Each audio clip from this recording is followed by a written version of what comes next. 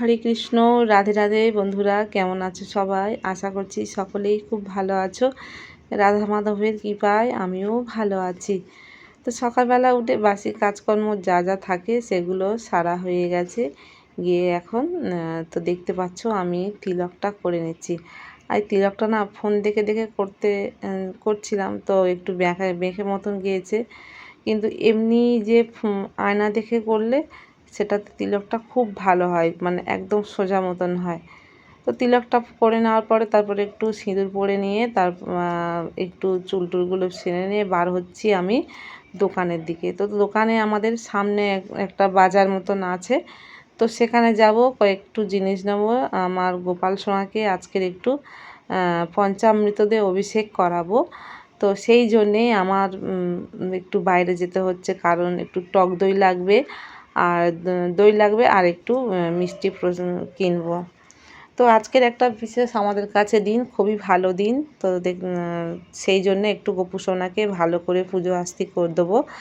আর এদিকে মিষ্টি কিনে নিয়েছি, নিয়ে আর তারপরে একটু ফল কিনে নিচ্ছি। ফল বলতে আমাদের এই বাজারটা না ফলের দাম খুবই আগুন, তো সেই জন্যে 100-150 মতন আঙুর নিয়েছি, আর নিয়েছি একটা লেবু, আর এমনি ঘরে আর অন্য ফল আছে।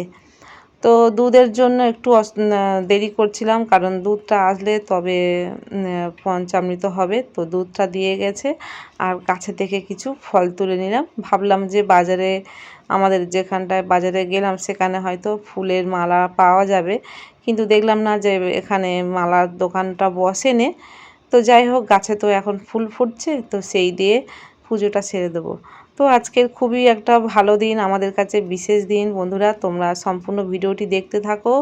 তো ভিডিওর মধ্যে তোমাদের সমস্ত কিছু ডিটেলস বলবো, আজকের কিসের মানে একটা আমাদের শুভ দিন আমরা করতে চলেছি সেটাই সম্বন্ধে তোমাদের বলবো ভিডিওতে। আর এই দেখো, গাছে থেকে ফুল তুলে নিয়েছি। গাছের ডালগুলো না খুবই উঁচু হয়ে গেছে, পাততে একটু অসুবিধা হয়।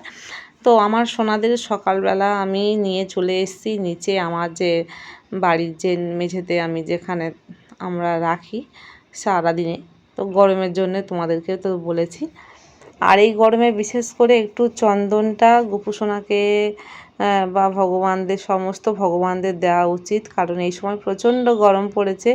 যদিও বা এই চন্দন যাত্রাটা আরম্ভ হয় মানে একদম ইয়েতে তোমার অক্ষয় তৃতীয়া থেকে চন্দন যাত্রা আরম্ভ হয়। ওই সময় ভগবানের প্রচণ্ড গরম লাগে, সেই সময় থেকে ভগবানকে চন্দন দিয়ে স্নান করানো হয়।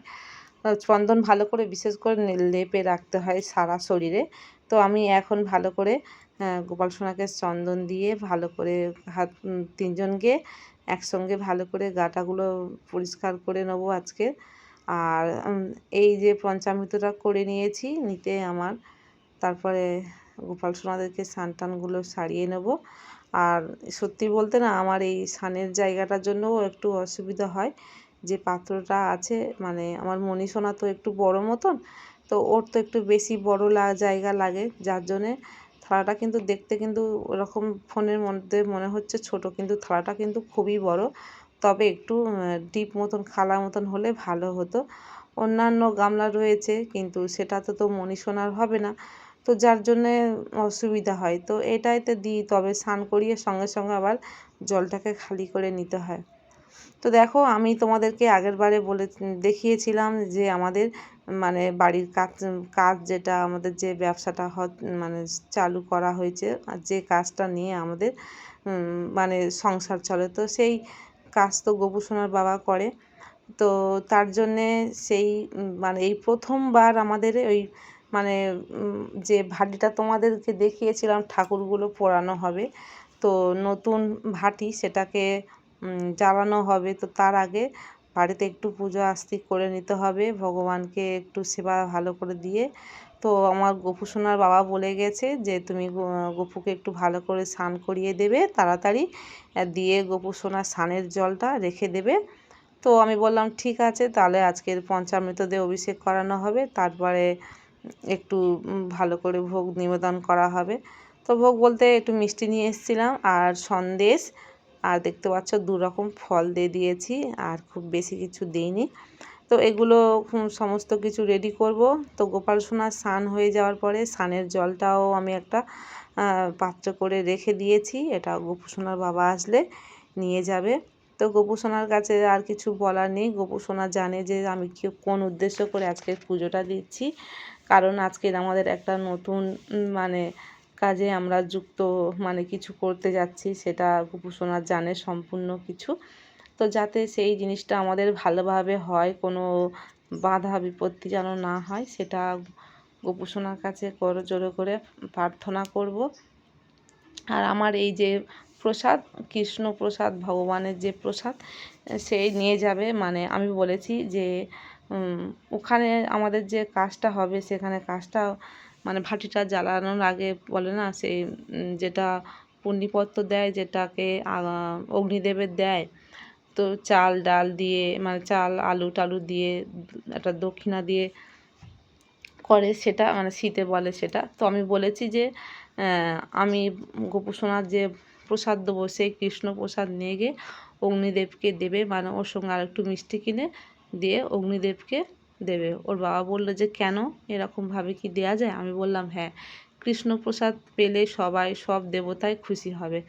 তো সেই জন্যে আমার বাড়িতে পুজো হয়ে যাওয়ার পরে সেই প্রসাদ নিয়ে গিয়ে ওখানে পুজো দিয়েছে। তো সেটা তোমাদেরকে দেখাতে পারলাম না। তো দেখো এই যে ভাটি হচ্ছে, আগের বারে দেখালাম, তো এত প্রচণ্ড আগুন, সেটা সমস্ত কিছু তোমাদেরকে দেখাতে পারলাম না। আর আমি রাত্রে এখানে চলে এসেছি, এসে বসেছিলাম একটু, প্রচণ্ড গরম হচ্ছে। আর কেমন লাগলো তোমরা অবশ্যই কমেন্ট করে জানিও। আমাদের কাজটা মোটামুটি ভালোভাবে হয়েছে, ভাটিটাও জ্বালানো হয়েছে। তো জানি না কেমনভাবে মালটা এবার হবে, পরের দিন দেখা যাবে। এখন তো প্রচণ্ড গরম হচ্ছে। তো কেমন লাগলো অবশ্যই কমেন্ট করে জানিও। রাধে রাধে, হরি বল।